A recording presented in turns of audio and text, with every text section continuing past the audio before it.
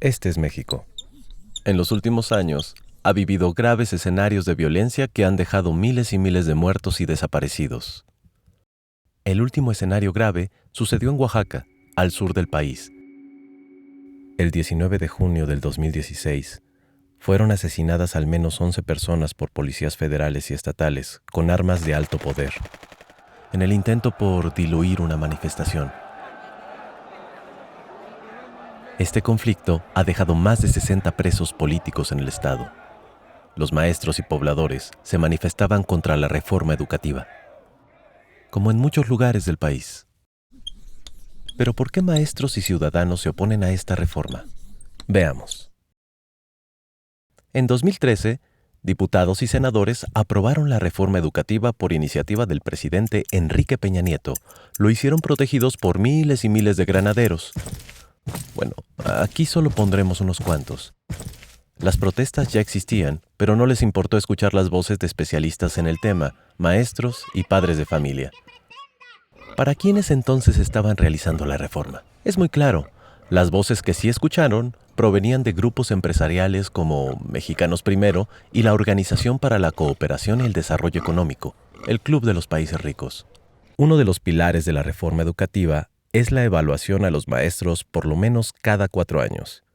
Esta evaluación pretende medir la idoneidad del maestro.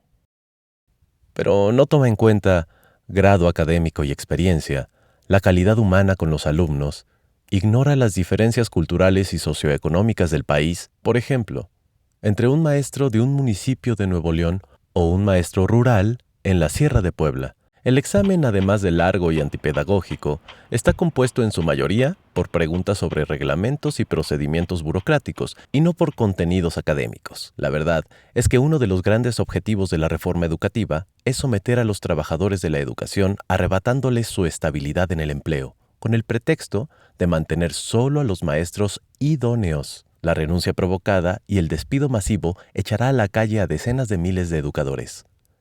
Pero, ¿quién evalúa a los maestros? Enrique Peña Nieto impulsó la reforma educativa. Sí, quien difícilmente se sabe las capitales de los estados, creía que Benito Juárez estaba vivo en 1969 y que no puede citar los 3 libros que marcaron su vida. Este hombre, preocupado por la educación, tiene la facultad de nombrar al Consejo Directivo del Instituto Nacional de Evaluación Educativa, el INE, que evalúa a los maestros, es opaco y propenso a la corrupción. La evaluación que aplicará permitirá controlar y vigilar a los maestros al decidir su permanencia en el empleo. Los nuevos maestros serán despedidos sin responsabilidad para el gobierno, pues la ley deja fuera a tribunales de conciliación y arbitraje. Es decir, nadie podrá defender a los trabajadores de la educación que ya no contarán con los elementos más básicos de protección laboral. ¿A quién pretende controlar la reforma? Pues a maestros como los de Oaxaca, Guerrero, Chiapas, Michoacán, entre otros estados, que han luchado por años para poder elegir democráticamente a sus representantes y mantener su independencia del gobierno. Ellos se organizan en la Coordinadora Nacional de Trabajadores de la Educación, la CENTE, con C, y que por supuesto se oponen a la reforma.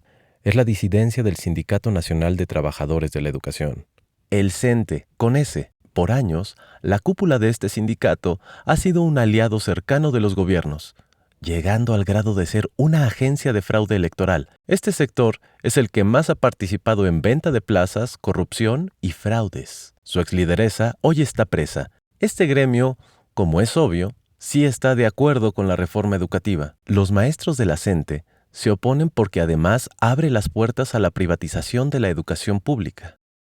Esta reforma plantea la autonomía de gestión. Con este término, el gobierno pretende que los padres de familia tengan la responsabilidad de atender problemas administrativos de las escuelas, que siempre ha sido una obligación gubernamental, como el pago de agua y luz, descomposturas y materiales, además de otorgarles atribuciones de vigilancia sobre los maestros. Todo esto bajo el liderazgo del director. También alienta el entrometimiento de empresas en las escuelas públicas. No es exagerado decir que la complicidad de empresarios con gobiernos corruptos, como los que tenemos, harán de la educación un jugoso negocio a costa de los padres de familia. Para nadie es un secreto la gran crisis del sistema educativo mexicano. Este sistema está formado por autoridades educativas, infraestructura, maestros, alumnos, programas de estudio y materiales. De todos estos componentes, el gobierno y los medios de comunicación han fabricado a un solo culpable de esta crisis: los maestros. Pero en México se siguen implementando planes de estudio de hace 15 años. Desde que se impuso la reforma, no se habla de estrategias pedagógicas o invertir en ciencia y tecnología. Hemos llegado al punto en que los libros de texto gratuitos tienen faltas de ortografía y errores científicos. Este año se le quitaron 3.660 millones al presupuesto de la Secretaría de Educación Pública. ¿Le interesa al gobierno la educación de los ciudadanos? Los maestros que se han movilizado contra esta reforma no han dejado de ser llamados huevones, vándalos, privilegiados. Los medios de comunicación hacen una campaña de odio. Seamos sinceros. ¿Qué privilegio puede tener una maestra oaxaqueña de primaria que en promedio gana 8,000 pesos mensuales al lado de los verdaderos privilegiados? Muchos mexicanos no tenemos estabilidad laboral, seguridad social, jubilación, vacaciones, ya no se diga aguinaldo. Nos molesta la lucha de los maestros, pero la precariedad laboral no tiene que ser generalizada. En lugar de oponerte a los maestros en lucha, quizás sería buena idea recobrar juntos los derechos que nos han quitado. En conclusión, la reforma educativa es una contrarreforma porque nos regresa al pasado. No es educativa, pues no intenta mejorar la educación. Es una triste ley que lesiona el derecho de los maestros y abre las puertas a la privatización. Por eso digo, yo estoy con los maestros.